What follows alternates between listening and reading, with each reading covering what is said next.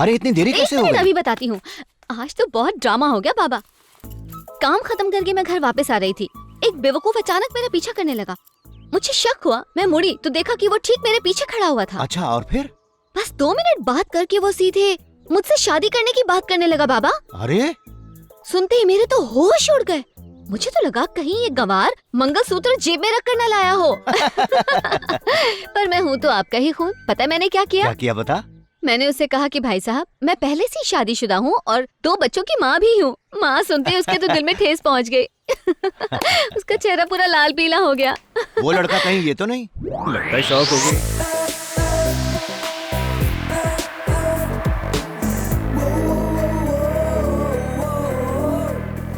दिव्या, वहाँ बेंच पर यही मम्मी मिली थी ना? हाँ माँ। अरे बाप रे, लगता है गई भैंस पानी में।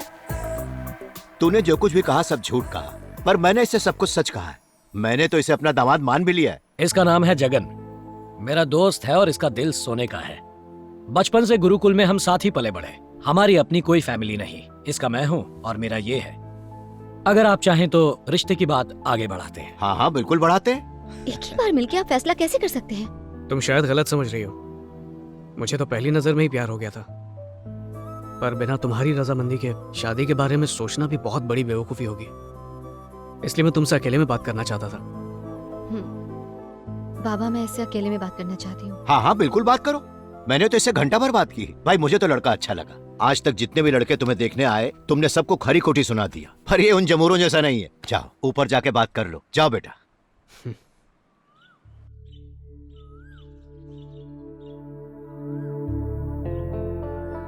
मुझे शादी करके घर बसाने में कोई इंटरेस्ट नहीं। क्यों? जहाँ तक बाबा का सवाल है, मेरी शादी ही उनका सबसे बड़ा सपना है। पर मुझे लगता है मुझे कभी भूल कर भी शादी नहीं करनी चाहिए। तुम्हारी सूंघने की प्रॉब्लम के बारे में जानता हूँ, पर यह प्रॉब्लम इतनी भी बड़ी नहीं कि तुम किसी को शादी से ही इनकार कर दो। प्रॉब्लम तो तब होगी जब मैं तुमसे शादी करूंगी। मुझे पत्नी बनाकर कदम कदम पर तुम्हें मुश्किलें झेलनी पड़ेंगी। शुरू शुरू में तुम्हें शायद सब अच्छा लगे, पर जिंदगी भर झेल पाओगे इसकी कोई गारंटी नहीं है। पत्नी का मतलब सुख दुख बांटने वाली, ना कि जिंदगी भर का बोझ। और इसके अलावा एक बार फिर मैं किसी अपने की मौत की वजह नहीं बनना चाहती। माँ,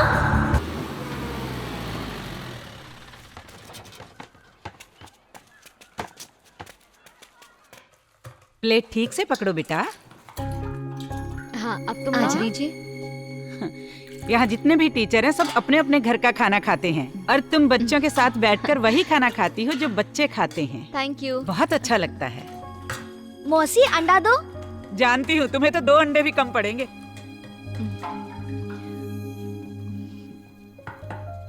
टीचर हो तुम ऐसी। चलो शुरू हो जाओ। चलो चलो चलो चलो। टीचर पहले खुद खाती है, उसके बाद बच्चों को खाने देती है। टीचर, आपको अंडा पसंद नहीं है ना? तो ये भी तुम ही खा लो। Thank you. वैसे एक बात बताओ, तुम्हें सब अंडा बिट्टू कहकर क्यों बुलाते हैं? वो क्या है ना टीचर, जब मैं अपनी माँ के पेट में था तो उन्हें प्रोटीन नहीं मिलता था, इसीलिए मेरा पैर टेढ़ा हो गया। अब मैं बहुत प्रोटीन खाता हूँ ताकि मेरे बच्चे भी ताकतवर हो। टीचर, इसे पूछिए सर इसे भुक्कड़ संध्या क्यों बुलाते रहते हैं? हाँ? तुम्हें सब भुक्कड़ क्यों कहते हैं? क्योंकि मैं रोज 3-3 टिफिन भरकर चावल ले जाती हूँ। इस वाले टिफिन को मैं अभी खाऊंगी, ये वाला चावल मैं रात को खाऊंगी, इसमें पानी डालकर रखूंगी और सुबह नहा धोकर नाश्ते में खाऊंगी। मेरे पापा नहीं है, हमारे सर पर 5 लाख का कर्जा है। हम खाने का पैसा बचाते हैं ताकि ये कर्जा जल्दी खत्म हो जाए। टीचर, स्कूल का खाना नहीं होता तो हम कुछ नहीं कर पाते। अपनी माँ को आज किसी होटल में खाना खिलाना। आप तो मेरी टीचर है ना, मैं आपसे पैसे नहीं ले सकती। और आज के बाद कोई भी एक दूसरे को ऐसे नामों से नहीं पुकारेगा। तुम्हारा नाम बिट्टू है और तुम्हारा नाम संध्या है, ठीक है? Okay teacher. टीचर, प्रिंसिपल साहब आपको बुला रहे हैं। तुम चलो, मैं आती हूँ। मैं कम इन सर? Come in please. आओ आओ ज्योति बेटा, अगले हफ्ते एग्जाम्स हैं तो हमें क्वेश्चन पेपर तैयार करने होंगे। अब अगर ये काम मैंने किसी और को सौंपा तो काम पूरा होने तक इन बच्चों के भी बच्चे स्कूल में आकर पढ़ने लगेंगे। लेकिन ज्योति तुम एक जिम्मेदार टीचर हो, इसीलिए मैं चाहता हूँ कि आज भले ही थोड़ी देर हो जाए, लेकिन एग्जाम के पेपर्स तुम तैयार कर लो।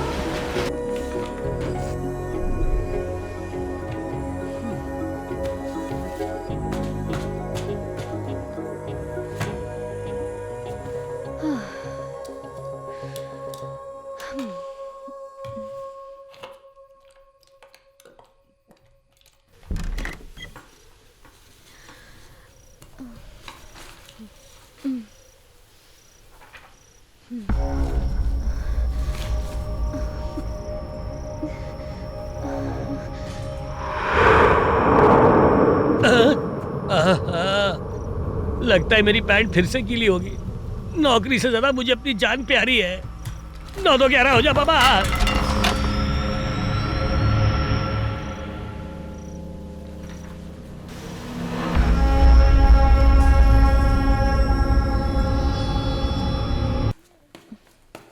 बेटी, तुम नीचे किस वजह से आई? बताना, चुप क्यों है बेटा? बस मुझे पता चल गया बाबा। पता चल गया? कैसे पता चल गया? मुझे महसूस हो रहा था। वही तो पूछ रहा हूँ बेटा, तुम्हें ये आग महसूस कैसे हुई? क्या तुम्हें वो बिजली के तारों की बदबू महसूस हुई? क्या जलते हुए तारों की बदबू ऐसी होती है? हाँ? एक मिनट रुको। ये सुनो। हाँ, खुशबू आई? अजीब सी खुशबू है, अच्छी भी और बुरी भी। हाँ? अब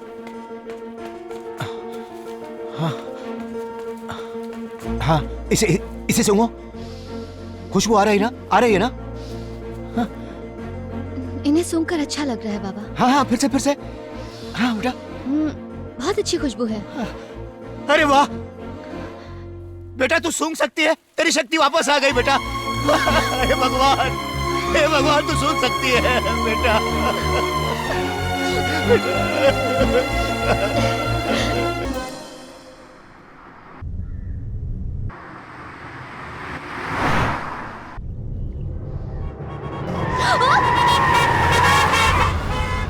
बाप रे, आज तो बाल बच गए।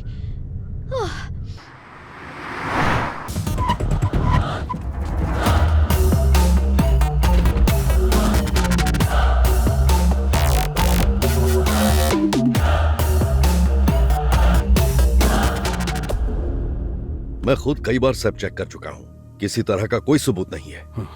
पॉसिबल नहीं है। भाई फोटो निकालियो। ये लीजिए, फोटो देखिए।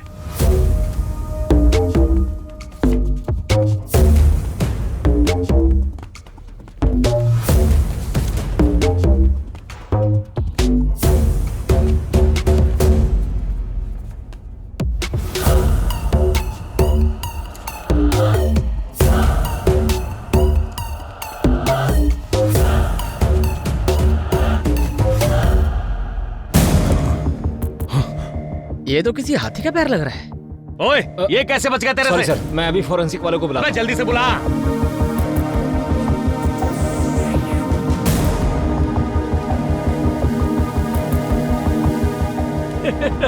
कितना कंफ्यूजन है। बड़ा ही रेयर केस है। ये पैर का निशान हद से ज्यादा भारी है। ना ये किसी आदमी का लगता है ना औरत का। खुल के बोलना। जब भी कोई आदमी चलता है, भले ही वो 35 किलो का क्यों ना हो, निशान गहरा बनेगा। और औरत होगी तो 85 किलो की क्यों ना हो, निशान हल्का ही बनेगा। पर इस निशान में आदमी और औरत दोनों का असर दिख रहा है। मतलब किसी किन्नर का काम है? बढ़िया सवाल। करेक्ट जवाब देने के लिए मुझे इस पैर के निशान को चेक करना होगा माइक्रो मिलीमीटर रेंज की एक्यूरेसी पर। फिर सारे फैक्ट्स को मिलाकर चारों तरफ की डेंसिटी पर गौर करने के बाद ही कुछ बता पाऊंगा। तो इसमें 2 दिन लगेंगे। मैं टूर से लौटकर ये काम कर दूंगा। Bye guys, bye bye bro. तेरी टूर तो यहीं कराऊंगा। सर यहाँ पर खून खराबा मत। 2 दिन की कीमत तुझे पता है? नहीं सर, नहीं पता। 2 दिन पहले मेरा भाई जिंदा था, अब मर चुका है। काम अभी चालू कर। Oh so sweet, thanks. Happy teachers day.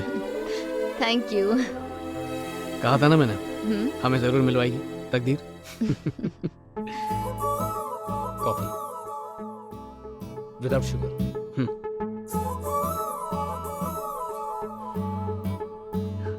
ये मत सोचना मैं कॉफी पिलाकर भगभग सुनाता रहूंगा। मेरे माँ बाप के मरने का मैंने कभी अफसोस नहीं किया, क्योंकि मैंने कभी उन्हें देखा ही नहीं। पर मैंने तुम्हें तो देखा है, और अगर तुम मेरी जिंदगी में नहीं आई ना, तो बहुत ज्यादा अफसोस होगा। क्या है ना ज्योति, मैंने जिंदगी में बहुत दुख देखे, अब सुख चाहिए, और तुम मिल गई तो कमी पूरी हो जाएगी। अच्छा वैसे वो तुम्हारे सूंघने की प्रॉब्लम तो सॉल्व हो ही चुकी है ना? तो मेरे दिल की प्रॉब्लम भी सॉल्व कर दो। मैं इंतजार करूंगा।